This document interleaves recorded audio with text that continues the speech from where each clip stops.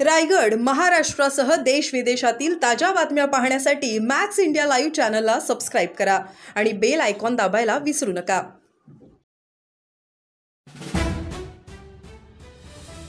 छत्रपती शिवाजी महाराजांचा राज्याभिषेक दिन रायगडावर उत्साहात साजरा।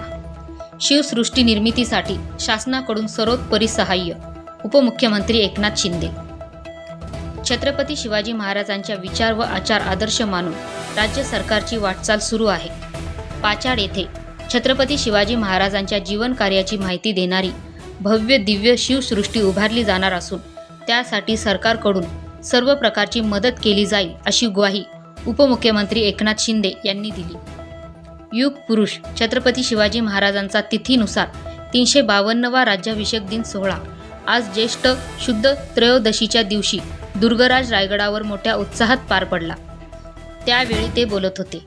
यावेळी व्यासपीठावर उद्योगमंत्री उदय सामंत, रोहयो मंत्री भरत गोगावले, राज्यमंत्री योगेश कदम, खासदार श्रीरंग बारणे, आमदार महेंद्र थोरवे, जिल्हाधिकारी किशन जावळे, पोलीस अधीक्षक आचल दलाल, जिल्हा परिषद मुख्य कार्यकारी अधिकारी नेहा भोसले यांच्यासह कोकण कडा मित्र मंडळाचे अध्यक्ष सुरेश पवार, कार्याध्यक्ष नितीन पावळे आदी मान्यवर आणि मोठ्या संख्येने महाराष्ट्राच्या कानाकोपऱ्यातून आलेले शिवभक्त उपस्थित होते। सर्वप्रथम शिवराज्याभिषेक दिनाच्या शुभेच्छा देऊन उपमुख्यमंत्री एकनाथ शिंदे म्हणाले की ही पवित्र भूमी शिवरायांच्या पदमस्पर्शाने पावन झालेली आहे। 352 वर्षापूर्वी जर शिवराज्याभिषेक झाला नसता तर आज आपण इथे नसतो। त्यांच्या दूरदृष्टीमुळेच स्वराज्याचा पाया घालण्यात आला। छत्रपती शिवाजी महाराजांनी जात पात धर्म वर्ण या पलीकडे जाऊन रयतेचे राज्य प्रस्थापित केले। त्यामुळे ते फक्त महाराष्ट्राचेच नव्हे तर संपूर्ण देशाचे राष्ट्रनायक आहेत। पाकिस्तानबाबत जी भूमिका प्रधानमंत्री मोदीजींनी घेतली आहे त्यामागे देखील छत्रपती शिवाजी महाराज यांचीच प्रेरणा आहे असेही त्यांनी सांगितले। काळ कितीही पुढे गेला आणि आपण कितीही तंत्रज्ञानाच्या गोष्टी केल्या तरी शिवाजी महाराजांचा वारसा आपण कुणीच विसरू शकणार नाही असे सांगून उपमुख्यमंत्री श्री शिंदे म्हणाले, राज्य शासनाने गडेकोट किल्ले आणि मंदिराचं जतन संवर्धन करण्याचा निर्णय घेतला आहे। छत्रपती शिवाजी महाराजांची स्वराज्याची ओळख नव्याने करून देण्याची गरज आहे। हे लक्षात घेऊन आपण पर्यटनाला चालना देत आहे।